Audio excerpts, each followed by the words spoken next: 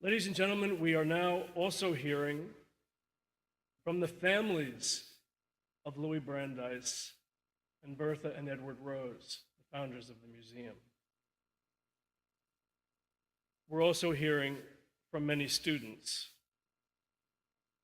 one of which, before I get to the Brandeis family, I would like to quote today. This is a young man from the class of 2010, whose name is on the website, but I won't use it here. I am a member of the Brandeis class of 2010 and have had several memorable experiences at the Rose, including the privilege of borrowing a work from their collection to hang in my dorm room. That collection, by the way, comes from the family of John Lee, our board chair, Mickey and Herbert Lee, donated to the Rose in the 1970s, specifically for the purpose of giving quality art to students for their dorm rooms. He goes on, I'm angered by the concept of selling art and closing a museum to make up a temporary shortfall. And by the way, in which the university's administration, and by the way the university's administration is going about it, this is not the university I chose to attend.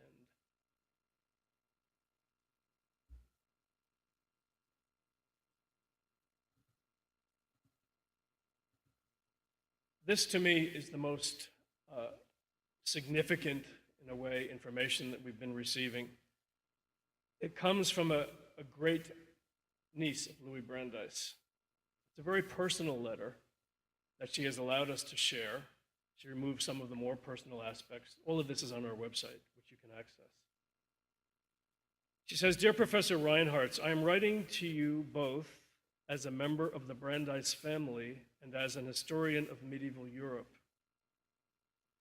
It is well known that Justice Brandeis assisted the law school in Louisville and that he and Alice are buried there. But the law school was not the initial focus of his efforts. Instead, at the top of his agenda were the fine arts. He articulated the centrality in an academic context of the arts and their study in correspondence to several family members in the 1920s. On October 20th, 1924, he wrote to Alfred, this woman's grandfather, wrote to Alfred's daughter, Fanny Brandeis, about the responsibilities he hoped she would assume. Dear Fanny, Louis Brandeis wrote, until the University of Louisville shall be equipped to promote the study of the fine arts and music, one of its most important functions must remain unperformed. But it is not too early to begin now to dream what might be and to plan what shall be. Moreover, any concrete steps toward realization taken now, however modest they may be, will, as overacts, manifest the purpose of the university and may be the means of securing from others needed cooperation. I hope you will care to do some of this planning and will undertake the small beginnings which I want to suggest. Second, I propose the beginning of an art collection. Living among things of beauty is a help toward culture and the life worthwhile. But the function of a university in respect to the fine arts is not limited to promoting understanding and appreciation. It should strive to awaken the slumbering creative instinct, to encourage its exercise and development, to stimulate production.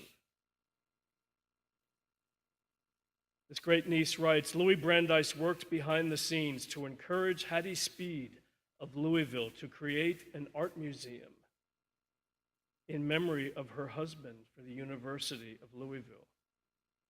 Two of the earliest donations to the resulting Speed Art Museum were from Louis and Alice Brandeis, an extraordinary antique Japanese lacquer box and painting that had been given to them by the Speeds.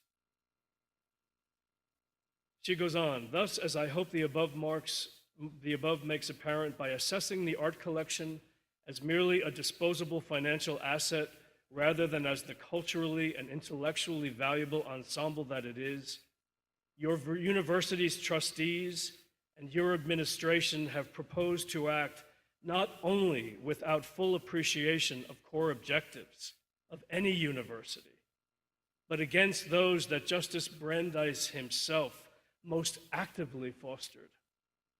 I therefore urge you to abandon any plans of selling any portion whatsoever of the art collection of the Rose Art Museum or of diminishing its role.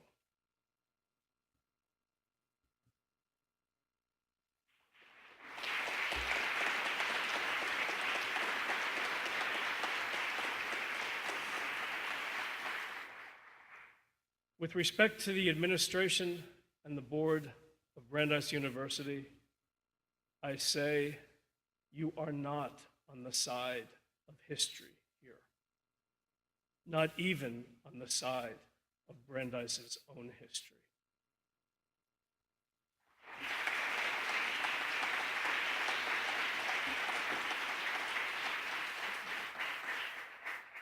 Folks, I would like to thank you all for coming this evening. The purpose of this evening is to give you a voice, actually, if you put up with a few of us who have a few things to say.